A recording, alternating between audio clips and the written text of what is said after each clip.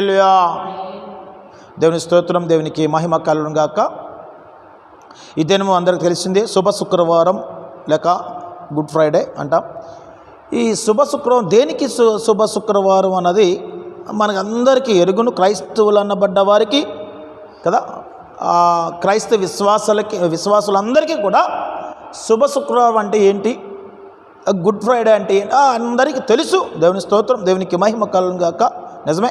ఎందుకు శుభ శుక్రవారం అని ఈ దినాన్ని పిలువబడింది అంటే, ఎందుకు పిలువబడింది ఈ దినాన్న? ఒక వ్యక్తి మరణిస్తే ఆ దినము ఆ కుటుంబ సభ్యులందరికీ శోక సముద్రముగా ఉంటుంది కదా. మరి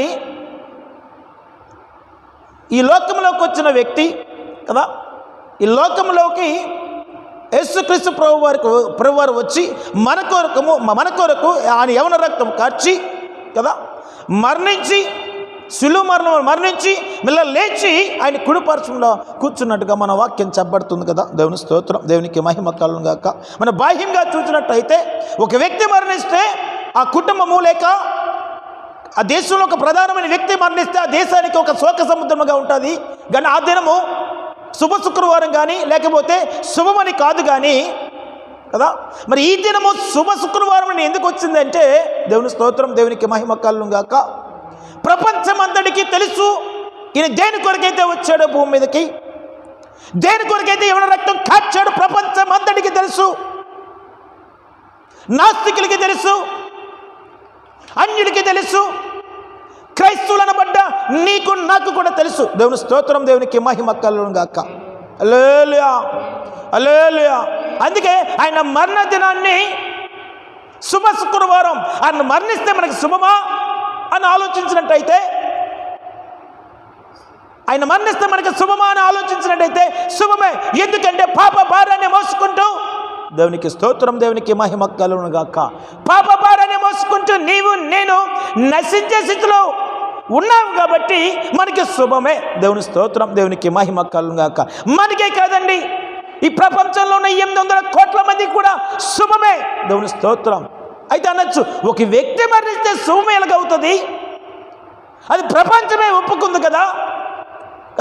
ఒక దేశ ప్రధాని చనిపోతే ఆ దినాన్ని మనం ఏం చేస్తాం?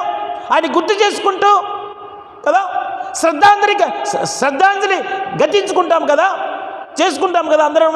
కానీ ఈ దినాన్న ఎక్కడ చూస్తున్నా కూడా ఒక పండగ వాతావరణం చూస్తున్నాం కదా ప్రతి చర్చల్లో కూడా. ఎందుకు అంటే, దేవునికి స్తోత్రం, హల్లెలూయా. ఆయన యవ్వన రక్తం కార్చడానికి భూమి మీద వచ్చాడు. ఆ యవ్వన రక్తం కార్చి కదా 33.5 సంవత్సరాలు వెయిట్ చేసి 33.5 సంవత్సరాలు ఆ చివరి దినాన కదా సమాప్తం అయింది అంటూ 7వ మాటగా చెబుతూ ఆయన తండ్రి కుడిపార్శ్వం మీదకి వెళ్ళినట్టుగా వాక్యం చెప్పబడుతుంది. ఆయన సమాప్తం అయింది అన్నాడు, మనకు మొదలైంది. దేవుని స్తోత్రం, దేవునికి మహిమ కలుగును గాక. ఏంటండి ఆయన సమాప్తం అయిందని తల వంచెను అని 7వ మాటగా చెప్పబడుతుంది. ఎప్పుడైతే ఆయన సమాప్తం అయిందో దేవుని స్తోత్రం, హల్లెలూయా, క్రైస్తవులకి మొదలైందండి. దేవుని స్తోత్రం, దేవునికి మహిమ కలుగును గాక.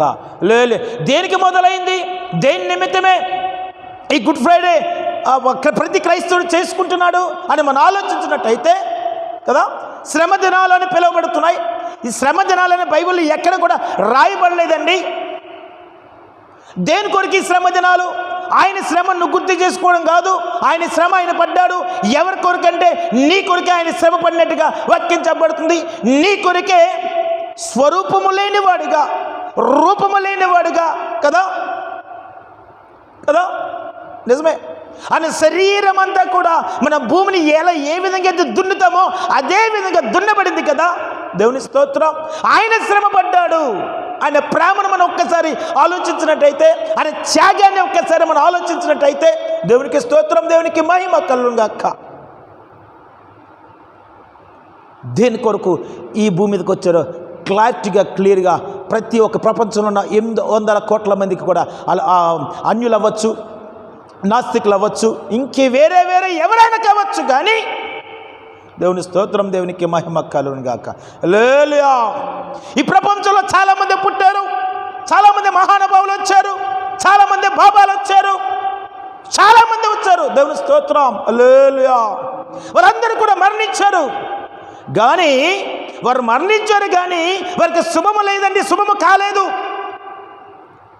వారిని ఎవరైతే ఫాలో చేశారో, వాళ్ళ ఫాలోవర్స్ ఎవరైతే ఉన్నారో, ఇప్పటికీ ఆ దినము ఒక శోక దినముగా మిగిలిపోయింది తప్ప, ఒక్కసారి మనం ఆలోచించినట్టయితే మన యేసుక్రీస్తు ప్రభువారు మరణించిన దగ్గర నుంచి ఈ దినము వరకు, ఈ 2000 సంవత్సరము దినం వరకు కూడా దేవునికి స్తోత్రం, దేవునికి మహిమ కలుగును గాక. గుడ్ ఫ్రైడే, దేవుని స్తోత్రం. శుభదినము, శుభదినమే. దేనికి శుభదినము? అని ఎవరికి కార్చబడింది మన పాప భారాన్ని తీసివేయడానికి. అందుకే శుభదినము ఒక క్రైస్తవుడికే కాదు, దేవుని స్తోత్రం, ఒక క్రైస్తవుడే కాదు, సర్వ ప్రపంచ మానవాళికి విడుదల. సర్వ ప్రపంచానికి విడుదల. ఒక్కసారి మనం ఆలోచించగలిగితే, గమనించగలిగితే నిజమే కదా. దేవునికి స్తోత్రం, దేవునికి మహిమ కలుగును గాక. నీవైతే దినాన్ని రక్షింపబడ్డావు, రక్షింపబడలేని చాలామంది ఉన్నారు కదా, నాస్తికులు చాలామంది ఉన్నారు కదా, హేతువాదులు చాలామంది ఉన్నారు కదా. దేవుని స్తోత్రం, హల్లెలూయా. వాళ్ళందరికీ అర్థం అవ్వలేని స్థితి ఏంటంటే, ఈ దినం ఎందుకండి శుభదినం అయింది? అవునా? ఆయన త్యాగము, ఆయన ప్రేమ, ఆయన యవన రక్తం ఒలిగించడానికి భూమి మీదకి వచ్చాడని చెబుతూనే, ఆయన క్షమాపణ అంటే ఏ విధంగా ఆయన క్షమాపణ అంటే ఏ విధంగా ఉంటుందో అని చూపించి మొదటి మాటగా చెప్పాడు కదా. దేవుని స్తోత్రం. లోకాసు వార్తలో మనం మొదటి మాట చూసినట్టయితే, లోకాసు వార్తలో మనం మొదటి మాటగా చూసినట్టయితే, లోకాసు వార్త 23వ అధ్యాయము 34వ వచనంలో అంటాడు. ఒక్కసారి చదవం మొదటి మాట. యేసు ఏంటండి, ఎవరితో ఈ మాట అంటున్నాడంటే, దేవునికి స్తోత్రం, దేవునికి తండ్రితో ఆయన మాట్లాడుకుంటున్నాడు. ఒక పక్క ఆయన త్యాగాన్ని చూస్తే, ఒక పక్క ఆయన ప్రేమను చూస్తే, ఒక పక్క ముళ్ళ కిరీటం పెట్టి, ఒక పక్క కదా ఒక పక్క సిలువని మోసుకుంటూ కొర్రాతో కొట్టుకుంటూ వెళ్తుంటే, దేవుని స్తోత్రం, ఆయన అంటున్న మాట, దేవుని స్తోత్రం, అయ్యో నాయనా బాబు అనట్లేదండి. హల్లెలూయా. ఎందుకు శుభదినం అయ్యిందంటే, ఈ దినాన్న గర్వంగా నేను చెబుతున్నాను, ఎందుకు శుభదినం అయ్యిందండి. చాలామంది ఈ శుభదినాన్ని క్రైస్తవులు అనబడ్డవారు సెలబ్రేషన్ చేసుకుంటున్నారంటే దేనికి తెలుసా? దేవుని స్తోత్రం, దేవునికి మహిమ కలుగును గాక. ఆ ప్రేమ, ఆ క్షమించే గుణము ఈనాడు కొత్త నిబంధన సంఘంలో క్రైస్తవులు చూడాలని ఆశపడుతున్నాడయ్యా. దేవుని స్తోత్రం, దేవునికి మహిమ కలుగును గాక. నీవు నేను ఏ విధంగా ఉన్నా ఒక్కసారి ఆలోచించగలమా? నిజమే, దేవుడు మనం ప్రేమించి ఇవన్నీ చేశాడు. తండ్రితో ఆయన మొరపెడుతున్నాడు. ఒక పక్క పిడిగుద్దులు గుద్దించుకుంటేనే తండ్రితో ఆయన మొరపెడుతున్నాడు. వీరేం చేస్తున్నారో ఏంటంటున్నాడు ఇక్కడ? తండ్రి వీరేమి చేస్తున్నారో వీరు ఎరుగరయ్యా. దేవుని స్తోత్రం, హల్లెలూయా. అవునా? దేవునికి స్తోత్రం. నాకు క్షమాపణ. నిజమే, ఈ దినాన కొత్త నిబంధన సంఘంలో నువ్వు క్షమింపబడాలంటే నువ్వు ఇతరులకు క్షమించాలి. దేవుని స్తోత్రం. ఎప్పుడైతే నువ్వు ఇతరులకు క్షమించగలవో నువ్వు క్షమింపబడతావు. ఎప్పుడైతే నువ్వు క్షమింపబడతావో, రెండో మాటగా చూసినట్టయితే పరదేశంలో నువ్వు ఉంచబడగలవు. ఎవరితోని? ప్రభువైన యేసుక్రీస్తుతో పాటు. ఒక దొంగ ఏ విధంగా అయితే పరలోక పరదేశంలో చేరగలిగాడో, దేవుని స్తోత్రం, దేవునికి మహిమ కలుగును గాక. అదే విధంగా దేవుడు మాట్లాడుతున్న మాట ఈ కొత్త నిబంధన సంఘముతో, నేను ప్రేమించి నా త్యాగాన్ని చూడు, నా ప్రేమను చూడు కదా అంటూ ఈ దినాన దేవుడు మనతో మాట్లాడుతున్నాడు. ఆయన ప్రేమను, ఆయన త్యాగాన్ని మనం చూడగలుగుతున్నామండి. అవునా? ఈనాడు మన భక్తి ఏంటి? చాలామంది అదేవిధంగా క్రైస్తవులు అనబడ్డవారు 100కి 99% భక్తి ఎలాగుందంటే, దేవుని స్తోత్రం, బాధాకరణ విషయం ఏంటంటే, శ్రమదినాలు అంటున్నారు. శ్రమదినాల్లో ఏవేవో చేస్తున్నారు. నేను ప్రార్థన చేయడం తప్ప నేను అనట్లేదు, కానీ కదా ఆ పేరు పెట్టి శ్రమదినాలండి, నా కొరకు యేసుక్రీస్తు శ్రమపడ్డాడండి. దేవుని స్తోత్రం, హల్లెలూయా. ఆయన కొరకు నువ్వు శ్రమ పడక్కలేదమ్మా. నువ్వు మారు మనసు కలిగి ఉంటే చాలు. దేవుని స్తోత్రం. ఆయన కొరకు నువ్వు శ్రమ పడక్కర్లేదు. దేని కొరకు శ్రమ పడాలి? నీ భక్తి జీవితం కొరకు, నీ పరిశుద్ధత కొరకు శ్రమ పడాలి. ఆయన శిలువలో శ్రమ పడ్డారని ఆయన కొరకు నువ్వు శ్రమ పడ్డం కాదు. అలాగే వాక్యం చెప్పబడటలేదు. దేవునికి స్తోత్రం, దేవునికి మహిమ కలుగును గాక. అవునండి, ఈ యూట్యూబ్లో ఆలకిస్తున్న ప్రతి ఒక్కరు కూడా గమనించగలరు దేని కొరకని శ్రమ పడ్డాడు అని, త్యాగము దేని కొరకు, అనే ప్రేమ దేని కొరకు. నువ్వు ఒక్కసారి దాన్ని గమనించినట్లయితే లేలుయా. అవును కదా, నిజమే. యేసుక్రీస్తు ప్రభు వారు, మా యేసుక్రీస్తు ప్రభు వారు శ్రమ పడ్డారండి. 40 రోజులు మేము శ్రమ పడతామండి అంటే అర్థం ఏంటి? దేవుని స్తోత్రం, దేవునికి మహిమ కలుగును గాక. ఉపవాసం అంటే నచ్చిన పదార్థాలు వీళ్ళు తినరంట. దేవుని స్తోత్రం, లేలుయా. లేనిపోయిన బోధలు అంటే వాక్యముల విజయం ఎక్కడ నాకు కనబడలేదండి. ఎక్కడ కనబడలేదు వాక్యంలో. కొంతమంది అంటారు 40 దినాలు ఉపవాస ప్రార్థనలండి. ఉపవాసం బ్రదరు ఏ విధంగా ఉపవాసం అంటే దానియేలు ఉపవాసం అంట. దేవుని స్తోత్రం అంటే అర్థం ఏంటి? నాన్ వెజ్ తినకుండా ఓన్లీ వెజిటేరియన్. ఇది ఎక్కడండి? ఇది ఎక్కడ భక్తి అండి? ఎక్కడ చెప్పబడుతుంది? దేవునికి స్తోత్రం, దేవునికి మహిమ కలుగును గాక. ఒక్కసారి మనం ఆలోచించి గమనించినట్టయితే ఇవన్నీ ఉన్నాయా? నువ్వు భక్తి చేయి కదా. ప్రతి దినము శ్రమ దినాలే మనకి. ప్రతి దినము కూడా శ్రమ దినాలే. ప్రతి దినం త్యాగం గురించి, ఆయన యొక్క ప్రేమని గురించి మనం గుర్తు చేసుకోవాల్సిన అవసరత ఉంది. ఎందుకంటే అందుకే ఈ దినము శుభ శుక్రవారము లేక ఒక శుభదినము టోటల్గా ప్రపంచానికి క్రైస్తవుడు కాబట్టి కాదండి. దేవునికి స్తోత్రం, దేవునికి మహిమ కలుగును గాక. హల్లెలూయా, హల్లెలూయా. ఆయన ప్రేమ ఏంటో ప్రపంచానికి చూపించాడు. ఆయన త్యాగం ఏంటో ప్రపంచానికి చూపించగలిగాడు. ఏ విధంగా అండి? దేవునికి స్తోత్రం, దేవునికి మహిమ కలుగును గాక. ఏ విధంగా చూపించగలిగాడు? నువ్వు శ్రమ పడుతున్నావు, ఆయన శ్రమ పడ్డాడా? నువ్వు పాప భారం మోయడం వానికి ఇష్టం లేక ఆయన శ్రమ పడ్డాడు. మరి నువ్వెందుకు శ్రమ పడుతున్నావు? దేవునికి స్తోత్రం, దేవునికి మహిమ కలుగును గాక. ఆయనకి తోడు శిష్యులు శ్రమ పడలేదని ఇదేనా కొత్త నిబంధన సంఘాలు నేను శ్రమ పడుతున్నామా? ఉపవాసం ఉండి. ఉపవాసం ఉన్నాను నేను కాదంటలేదు. ఉపవాసం ఉండండి, ప్రార్థన చేయండి, తప్పేం లేదు. కానీ దేని నిమిత్తం ఉండాలి? దేని నిమిత్తం శ్రమ పడాలా? దాని నిమిత్తం శ్రమ పడితేనే ఆయన కార్చిన యవన రక్తానికి ఒక అర్థం ఉందండి. దేవుని స్తోత్రం, దేవునికి మహిమ కలుగును గాక. హల్లెలూయా. ఆయన కార్చిన యవన రక్తానికి ఒక అర్థం ఉంది. అప్పుడు నిజముగా ఆయన కొరకు 40 రోజులు శ్రమ దినాలు, ఆ 40 రోజుల శ్రమ దినాల్లో పెళ్ళిళ్ళు చేసుకోము కదా, నిజమే. ఆ దినమంతా షాడ్గా అంటే 40 రోజులు కూడా తలకు నూనె రాసుకుని ఎలాగుంటారంటే దేవుని స్తోత్రం, దేవునికి మహిమ కలుగును గాక. ఎందుకంటే యేసుక్రీస్తు ప్రభువారు పాపం సిలువలో ఆయన ఇచ్చేసే చాలామంది ఈ దినాన్న సిలువ మోస్తారండి. కొన్ని ప్రధాన నగరాల్లోని, వైజాగ్లోని అండ్ ప్రధాన నగరాల్లోని సిలువ మోస్తారు. సేమ్ అప్పుడు యూదులు ఏ విధంగా అయితే ఇవన్నీ యేసుక్రీస్తు ప్రభువుని సేమ్ అదే విధంగా సిలువ మోస్తారు, అదే విధంగా కొట్టించుకుంటారు. దేవుని స్తోత్రం, దేవునికి మహిమ కలుగును గాక. హల్లెలూయా. ఎందుకురా ఇదంతా అంటే ప్రపంచాన్ని చూపించాలండి. ఆల్రెడీ ప్రపంచానికి ఆయన మెసేజ్ ఇచ్చేసాడు. దేవుని స్తోత్రం, దేవునికి మహిమ కలుగును గాక. ఆయన చిత్తం ఏ కుటుంబం మీద ఉంటే, ఆయన చిత్తం ఎవరి మీద ఉంటే వారి మాత్రం రక్షింపబడతారు. నువ్వు ఎంత కష్టపడినా, ఎంత సిలువ నీ అంత నువ్వు సీలేసుకున్నా వాళ్ళు రక్షింపబడరు. ఆయన చిత్తం ఉండాలి. దేవుని స్తోత్రం, దేవునికి మహిమ కలుగును గాక. హల్లెలూయా, హల్లెలూయా. నిజమే. ఆయన మొదటి మాటలోనే ప్రేమను చూపించాడు. రెండవ మాటలో చూసినట్టయితే ఆయనతో పాటు మనం ఎక్కడ ఉండాలి? ఎలాగా శ్రమ పడ్డం అంటే అర్థం ఏంటండి? నువ్వు ఆ కాలంలో ఉంటే నువ్వే సిలువ మోసేస్తావేమో, లేకపోతే శిష్యుల వల్ల నువ్వు కూడా దాక్కుంటావేమో. దేవుని స్తోత్రం. ఆ కాలంలో లేవు కాబట్టి అమ్మో నా ప్రభు శ్రమ పడ్డాడు కాబట్టి నేను శ్రమ పడాలండి, 40 రోజులు ఉపవాసం ఉండాలండి దేవుని అంటూ. దేవునికి స్తోత్రం, దేవునికి మహిమ కలుగును గాక. పాపం నాకు ఎందుకు బాధ అనిపిస్తుందండి అంటే ఉపవాసం ఉంటారనే బాధ కాదు, కానీ దాన్ని ఉపవాస దినాలు చేయవలసిందిగా వాళ్ళు చేయట్లేదని బాధ.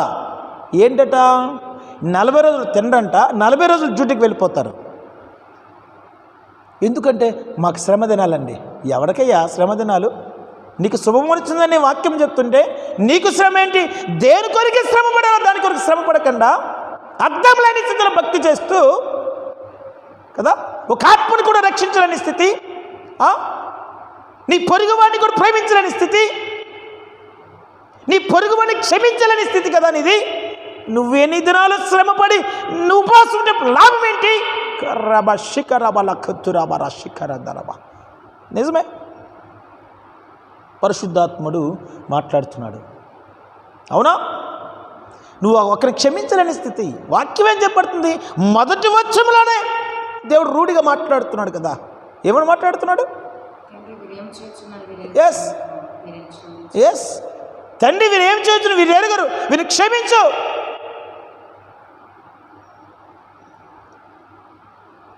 నువ్వు కూడా అదే స్వభావం కలిగి ఉండాలి కదా. ఎందుకంటే నీ కొరకు అయినా తూట్లుగా శరీరం చేసుకుని దేవుని స్తోత్రం సులువులో మరణం చెంది ఉన్నాడు. దేవుని స్తోత్రం, దేవునికి మహిమ కలుగును గాక. అవునా? దేవునికి స్తోత్రం. ఒక్కసారి మనం ఆలోచించినట్టయితే ఒక్కసారి భయం పడుతుందండి. మనం రియల్గా ఆయన సిలువ మరణాన్ని మనం చూడలేదు, కానీ ఇప్పుడు మనకు అందరికీ ఈ ఆండ్రాయిడ్ మొబైల్స్ లేక టెలివిజన్స్ వచ్చినప్పుడు కొన్ని సినిమాల్లో చూపించారు ఏ విధంగా అనేది. ఆ సినిమాలో యాక్ట్ చేసిన వ్యక్తులు కూడా సాక్ష్యం చెప్పడం విన్నా. దేవునికి స్తోత్రం, దేవునికి మహిమ కల.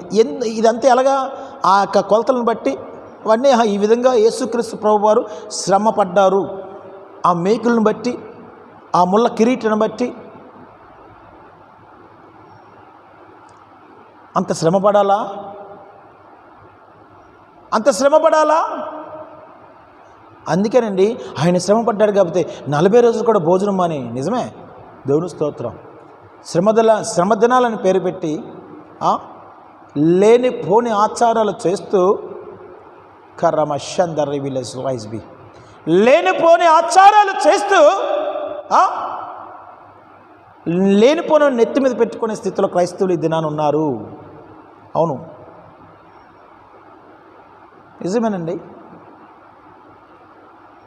అని చివరి 5వ మాటగా అంటాడు, నేను దప్పుకొనుచున్నాను అంటాడు. అంటే అర్థం ఏంటండి? దేనికి దప్పుకొనాలా? మనం మనం ఆయన రాజ్యానికి వెళ్ళినంత వరకు కూడా ఆయన దప్పిక తీర్చేవాడు ఎవరు లేదు, మనమే తీర్చాలి. అర్థమవుతుందా? లేలుయా, లేలుయా. నిజమే, ఆయన దప్పిక తీర్చేవాడు భూమి మీద మనుషులు ఒక్కడే. ఎవరు తీర్చగలడంటే నిన్ను వల్ల నీ పొరుగువాన్ని ప్రేమించు అని ఏ విధంగా అయితే మనల్ని ప్రేమించాడో ఆయన ప్రేమ యొక్క త్యాగం చూసినట్లయితే, నువ్వు ఇతరులను క్షమించలేకన్నా నువ్వు ఉన్నట్టయితే నువ్వే విధంగా క్షమింపబడగలవు? నువ్వు క్షమింపబడకపోతే పరలోక పరదేశంలో ఆయనతో పాటు అడుగు పెట్టగలవా? ఇదేనా దేవుడు మాట్లాడుతున్నాడు. అవునా? ఒక్కసారి ప్రతి క్రైస్తవులమైన మనము, ప్రతి క్రైస్తవుడు కూడా, యూట్యూబ్లో ఆలకిస్తున్న ప్రతి ఒక్కరు కూడా ఆలోచించుకోవలసిన విషయం, చెక్ చేసుకునవలసిన విషయం. నేను ప్రార్థన చేయడం తప్పనట్లేదు. ఈ శుభ శుక్రవారం పేరు పెట్టి ప్రార్థన చేయడం తప్పేమనట్లేదు. దేవుని స్తోత్రం, దేవునికి మహిమ కలుగును గాక. అయితే ఏ విధంగా మనం చేయాలి, ఏ విధంగా మనం ఉండాలి కదా? ఈ ప్రపంచాన్ని ఒక మాటతో సృష్టించగలిగిన వ్యక్తి నీతో ఈ దినాన్ని మాట్లాడుతున్నాడు. నిజమే, ఆయన స్థాయిని తగ్గించుకుని నీ స్థాయికి వచ్చి, నీ కొరకు నేను వచ్చాను, నీ కొరకు నా ఎవరితో కార్చాను, ఇది నీకు శుభమో అని చెబుతూ దేవునికి స్తోత్రం. హల్లెలూయా, హల్లెలూయా. మొదట మాట, రెండో మాటతో అంటూ ఐదో మాటకు వచ్చేసరికి నీ దప్పుకొనుచున్నా అంటున్నాడు. చివరి సమయం. దేనికి దప్పుకొనుచున్నాడు? దేవుని స్తోత్రం. ఆ దప్పిగా తీర్చగలిగిన వాడు ఎవరంటే భూమి మీద నేను కన్నికగా నిర్మింపబడిన పెండ్లి కుమార్తెవే. దేవుని స్తోత్రం, దేవునికి మహిమ కలుగును గాక. హల్లెలూయా.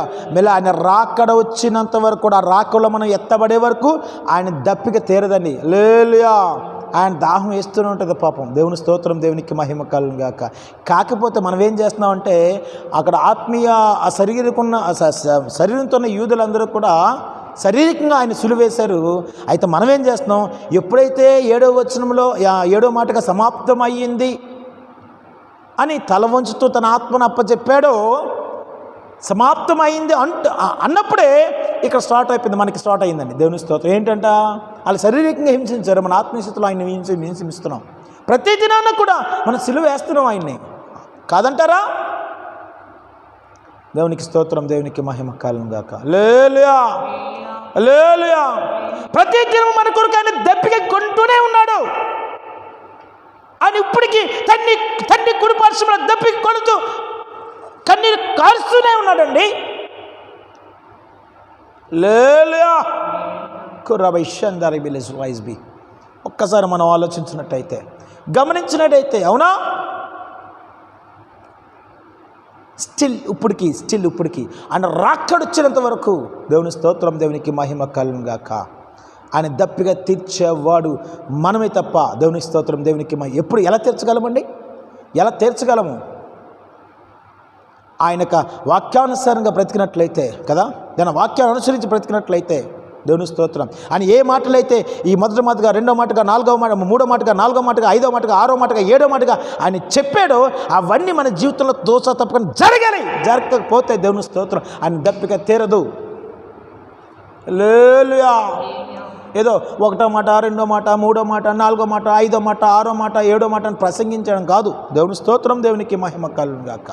ఆ బ్రతికితే, ఆ జీవితం జీవిస్తే కదా నీకు శుభమే. దేవుని స్తోత్రం. అప్పటి వరకు క్రైస్తవుడికి శుభము కాదండి. శుభదినం సంఖ్యల గుద్దుకోవడం కాదు. దేవుని స్తోత్రం, దేవునికి మహిమ కలుగును గాక. ఎప్పుడైతే 7వ మాటగా చెప్పి ఆయన ముగించి తల వంచి ఆత్మను అప్పచెప్పాడో, దేవుని స్తోత్రం, దేవునికి మహిమ కలుగును గాక. ఆ 7వ వచనం ఒకసారి చదువుకుందాం. ఒకసారి తీయమా. లూకా సువార్త 23వ అధ్యాయము 46.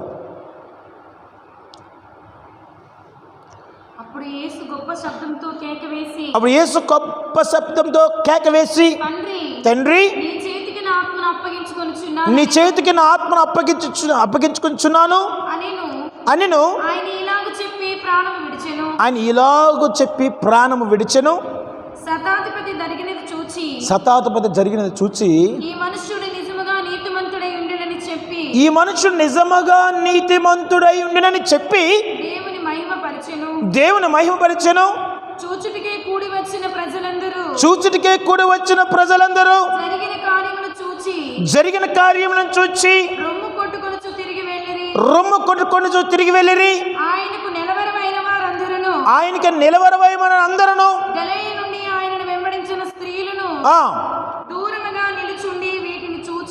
చూచుచుండిరి. దేవుని స్తోత్రం, దేవునికి మహిమ కలుగును గాక. ఎందుకండి అక్కడ శతాధిపతి అయిన ఇతను ఎందుకు ఆశ్చర్యపడ్డాడు? ఎందుకు నిజముగా ఈయన దేవుని కుమారుడని ఆయన చెప్పగలిగాడు? ఒకసారి యోహాను సువార్త 19వ అధ్యాయము, యోహాను సువార్త 19వ అధ్యాయం 30వ వచనం చదువుదాం. ఒకసారి 30వ వచనం.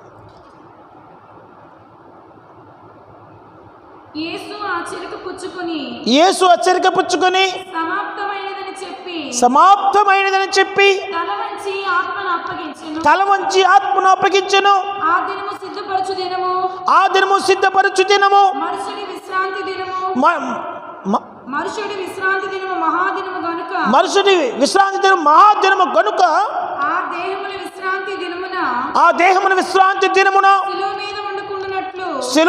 శిలువ మీద ఉండకుండానట్లు వాళ్ళ కాళ్ళు విరగొట్టించి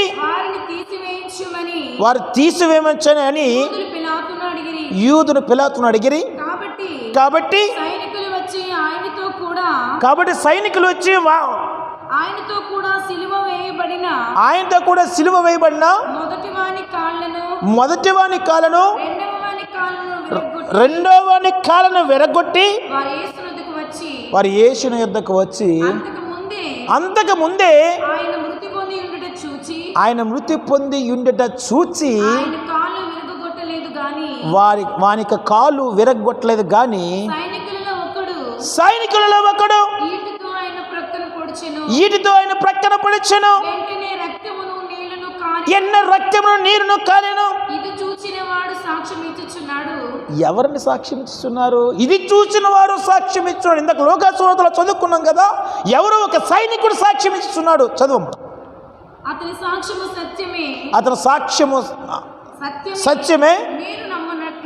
మీరు నమ్మునట్లు సత్యము చెప్పుచున్నాడని ఆయన సత్యము చెప్పుచున్నాడని ఆయన ఎరుగును. అతని ఎముకల్లో ఒకటైనను విరువబడదు. ఎందుకు సత్యమే అని ఈయన చెప్పగలుగుతున్నాడు? యేసు ఈయన దేవుని కుమారుడే ఈ సైనికుడు చెప్పగలుగుతున్నాడు. చెప్పగలరా? ఎందుకంటే వీళ్ళందరికీ యూదుల ధర్మశాస్త్ర ప్రవీణ్యులు, వీళ్ళందరూ ధర్మశాస్త్రం జరిగిన వారే. ధర్మశాస్త్రం ఏం రాయబడిందంటే ఒక ఎముకైనను, చదువుమా,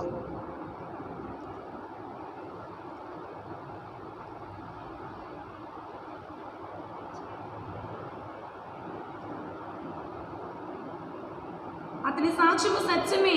అతని ఎముకల్లో ఒకటైనను విరువబడదు అని లేఖనము నెరవేరినట్లు ఇది జరిగెను. ఎందుకు? ఆ లేఖనములన్నీ కూడా యూదులకు తెలుసు కాబట్టి, దేవుని స్తోత్రం, ఇద్దరు దొంగల యొక్క ఆ యొక్క కాళ్ళు విరిచారు, వాళ్ళు బ్రతికున్నారు ఇంకాను.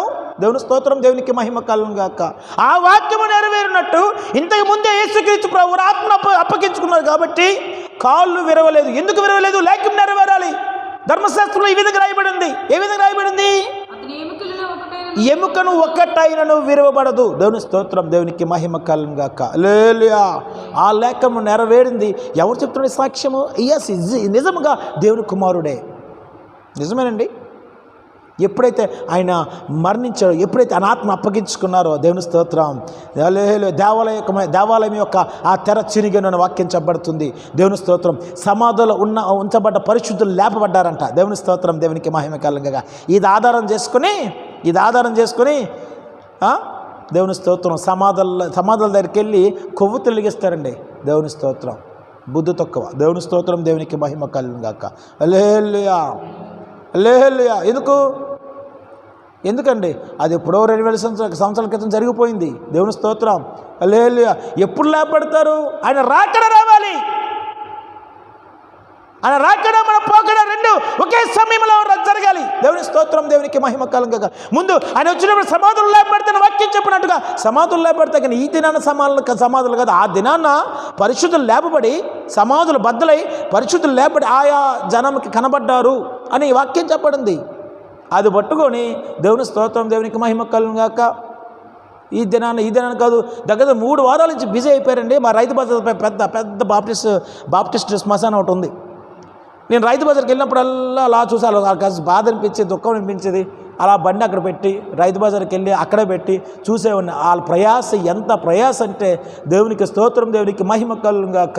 ఎందుకంటే శ్మశానంలో పనిచేయడానికి మేస్త్రులు ఎవరు రారు కాబట్టి వాళ్ళు బ్రతిమాలి, వాళ్ళకి డబ్బులు ఇచ్చి ఒక్కొక్కడు 20,000 30,000 ఆ సమాధులు బాగు చేసుకుంటూ, దేవునికి స్తోత్రం. సున్నం కొంటే సమాధులు అంటే వీరే కర్రబషందర్రబక్కనందర్రబషని. అవును, సున్నం కొట్టి సమాధులు అన్నారు కదా, ఆ సమాధులు ఏం లేదు. ఈ వాక్యం ఆధారం చేసుకొని వెళ్ళిపోతారు సమాధుల దగ్గరికి. తెల్లవారు 6 గంటలు స్టార్ట్ అవుతుందండి ఈరోజు. ఎందుకంటే దేవుని స్తోత్రం, దేవునికి మహిమ కలుగును గాక. వాళ్ళు లేస్తారని వాళ్ళ నమ్మకమా?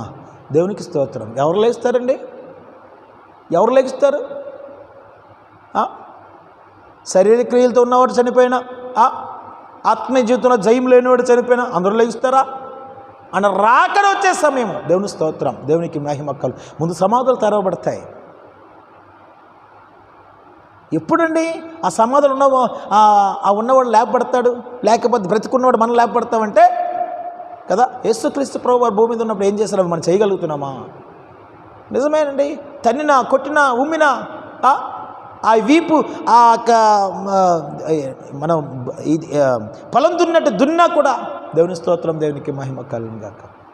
ఎక్కడ కూడా చలనం లేని వ్యక్తిగా అంటూ మన కొరకు కన్నీరు కార్చినట్టుగా ఉంది. ఆ దెబ్బల కొరకు కన్నీరు కార్చినట్టుగా అక్కడ బైబిల్లో రాయబడలేదండి. ఆయన ప్రేమ, ఆయన త్యాగం చూస్తే నువ్వు నేను ఏ పాట వారివి. అవునా? దేవునికి స్తోత్రం, దేవునికి మహిమ కలుగుగాక. హల్లెలూయా, హల్లెలూయా, హల్లెలూయా. అందుకే ఈ దినము ఏంటి అనబడింది? శుభదినము. ఎవరికి? యావత్ ప్రపంచానికే. యావత్ ప్రపంచంలో 800 కోట్ల మందికి దేవుని స్తోత్రం. నాస్తికులకి, కదా, అన్యులకి, హేతువాదులకి, ప్రతి ఒక్కరికి రేబి కాలరాబాషి ప్రతి ఒక్కరు రూఢిగా ఈ దినం శుభదినము. వాళ్ళకి తెలియకపోయినా అంటారా? దేవుని స్తోత్రం. ప్రపంచమే ఒప్పుకుందండి. ఒక వ్యక్తి చనిపోతే శుభదినం ఎలాగవుతుంది? కానీ యేసుక్రీస్తు ప్రభు వారు చనిపోతే శుభదినము. దేవునికి స్తోత్రం, దేవునికి మహిమ కలుగును గాక. ఒక పరిశుద్ధుడు చనిపోతే శుభదినము. ఎవరికి, యావత్ ప్రపంచానికి ఎందుకు విడుదల వచ్చింది. విడుదల కారామా షిక్కరామా. నిజమే, ఒక వ్యర్థమైన భక్తిని విడిచిపెట్టి, అవును నిజమే కదా, నా కొరకు ఆయన వచ్చారు, నాకు ఈ దినాన్ని శుభదినం వచ్చింది. శుభదినం వచ్చిన తర్వాత ఒక నూతనమైన క్రైస్తవుడిగా నువ్వు సిద్ధపడ్డావు కదా. ప్రతిదినము శ్రమదినమే నీకు, ప్రతిదినము గుడ్ ఫ్రైడేనే నీకు ప్రతిదినము ఈస్టరే. దేవుని స్తోత్రం, దేవునికి మహిమ కలుగును గాక. అనుకున్న వాడికి నిజంగా శుభదినమే ప్రతిదినాన్న. హల్లెలూయా. అంతేగాని ఏదో సంవత్సరానికి ఒక్కసారి గుడ్ ఫ్రైడే క్రైస్తవులు అంటారు, క్రిస్మస్ క్రైస్తవులు, గుడ్ ఫ్రైడే క్రైస్తవులు అంటారు. వాళ్ళు అప్పుడు మాత్రం, ఎందుకంటే వాళ్ళ తాత ముత్తాలు చనిపోయిన వాళ్ళు ఉంటారు కదా, అక్కడికి వెళ్ళి పూలదండలు పట్టుకెళ్ళి కొవ్వొత్తులు వెలిగించి దండం పెట్టి వస్తారు. దేవుని స్తోత్రం. దండం పెడుతూ మీరు చర్చకు రావాలి, లేకపోతే మళ్ళీ ఆత్మీయులతో వచ్చేస్తాను భయం. దేవుని స్తోత్రం, దేవునికి మహిమ కలుగును గాక. అటువంటి దరిద్రమైన భక్తి జీవితంలో జీవిస్తున్నా క్రైస్తవులారా, దొరికమానంద షందరివి. దేవుడు ఇద్దనని మాట్లాడుతున్నాడు. ఎందుకంటే ఆయన త్వరగా రాబోతున్నాడు.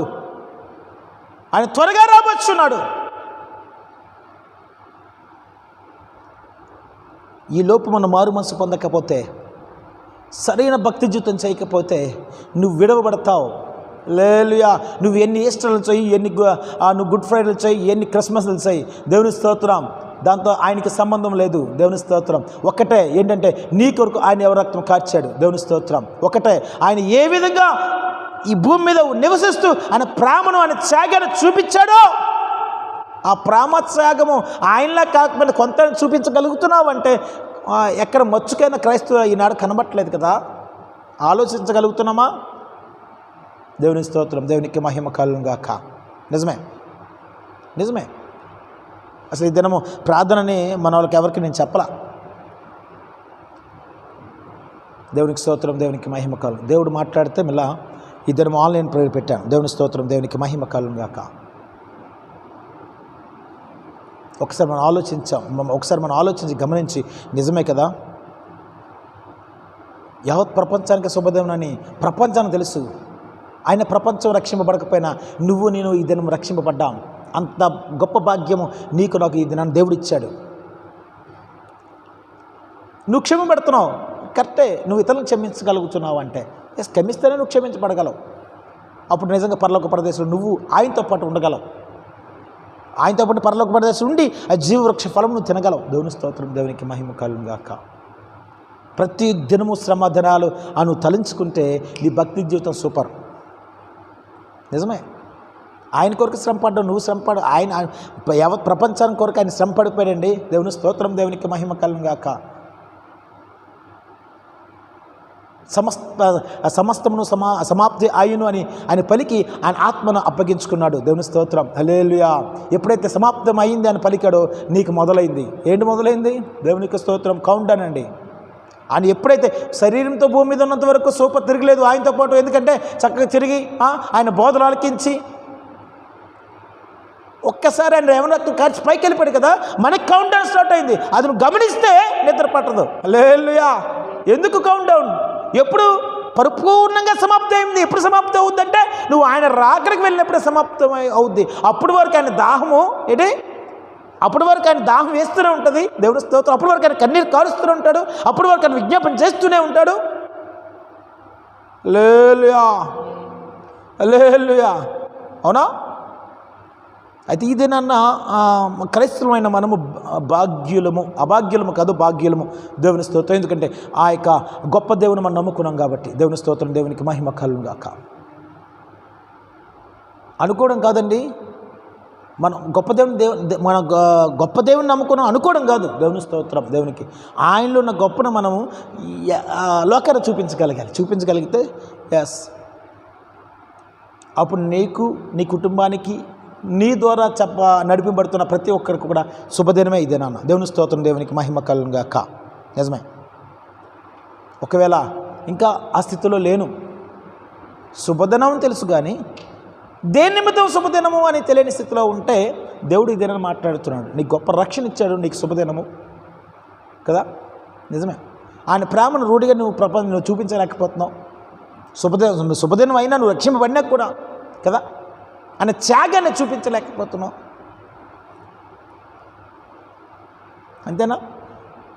ఆయన కొట్టినట్టు నిన్ను ఒక్క దెబ్బ కొడితే చాలు కదా, నీలో ఉన్నాడు బయటకు వచ్చేస్తాడు టక్కుమని.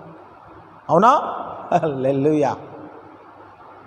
ఆయన కొట్టినట్టు కొరడాతోని లేకపోతే గుద్దులతోని ఉమ్ములతోని దేవుని స్తోత్రం అలా కొడితే అలా కొట్టక్కర్లేదు. ఒకే ఒక దెబ్బ, నేను జస్ట్ కదా, నిన్ను సరిగ్గా పట్టించకపోతే నేను జస్ట్ ఇలా తోస్తే చాలు, ఒక దెబ్బ కొడితే చాలు కదా, వితిన్ సెకండ్స్లో నీలో ఉన్న ఇంకోటి ఉంటాడు, ఆడు వచ్చేస్తాడు బయటికి. దేవుని స్తోత్రం, దేవునికి మహిమ కలుగుగాక. అవునా? అది కాదు కదా నిజమైన రక్షణ. దానికి కూడా కాదు కదా అన్ని దెబ్బలు తిన్నారు ఆయన. ఒకసారి గమనించగలం. ఒకవేళ ఇంకా మారలేని స్థితి ఉంటే దేవుడు ఇద్దరు మాట్లాడుతున్నాడు. మాకు చిన్న ప్రార్థన చేద్దాం. సూత్రం సూత్రం సూత్రం సూత్రం సూత్రమయా సూత్రమయా